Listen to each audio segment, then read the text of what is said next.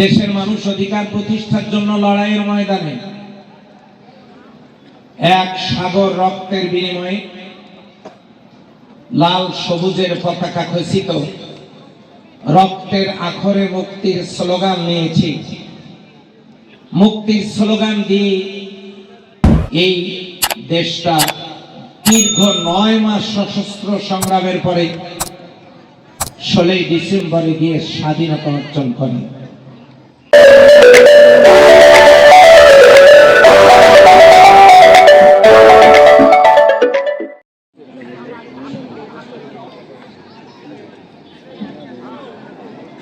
আলহামদুলিল্লাহ, সালাতুল ইশার আযানের পর আজকে আমি আমার বক্তব্য পুনরায় শুরু করছি।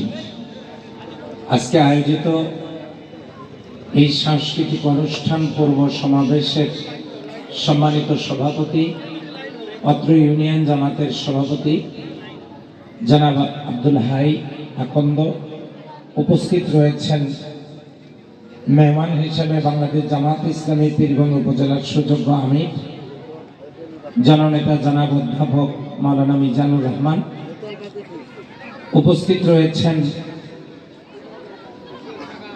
অত্র এলাকার সম্মানিত বিশিষ্ট জনেরা, আমার প্রিয় সংগঠনের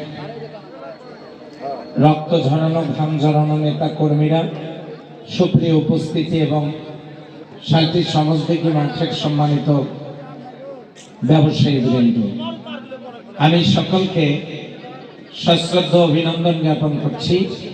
আরো একবার সালাম পেশ করছি। আসসালামু আলাইকুম ওয়া রাহমাতুল্লাহি ওয়া বারাকাতুহু। এনাকে একটু থামান। কথা বলেন না।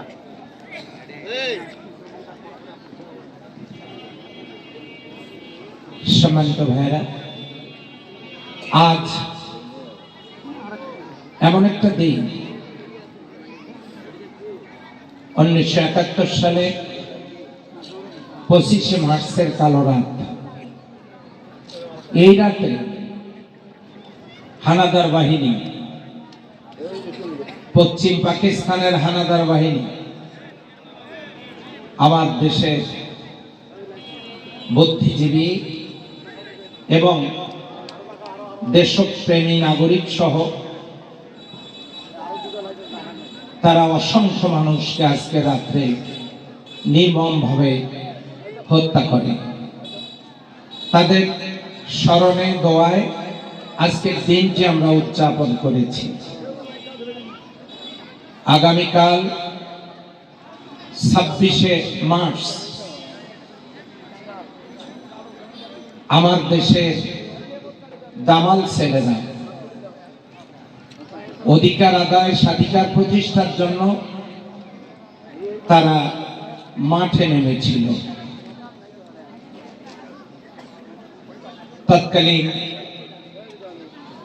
বঙ্গবন্ধুর ঘোষণা অনুযায়ী তিনি ঘোষণা দিয়েছিলেন, এবারের সংগ্রাম স্বাধীনতার সংগ্রাম।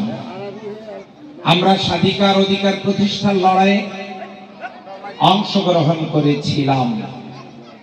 আমরা তখন ছোট, খুবই ছোট, বা দুনিয়ায় হয়তো কিছুই বুঝবার মতো হয়নি। দেশের মানুষ অধিকার প্রতিষ্ঠার জন্য লড়াইয়ের ময়দানে এক সাগর রক্তের বিনিময়ে লাল সবুজের পতাকা খচিত রক্তের আখরে মুক্তির স্লোগান নিয়েছি।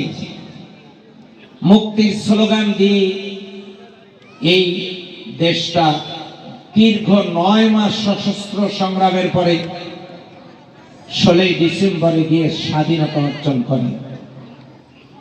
মুক্তিযোদ্ধাদের মধ্যে যে সেক্টরগুলো ভাগ হয়েছিল তার মধ্যে একটা সেক্টর নবম সেক্টর। এই নবম সেক্টরের কমান্ডার মেজর জলিল, তিনি তার লেখা বইতে লিখেছেন, অরক্ষিত স্বাধীনতাই পরাধীনতা।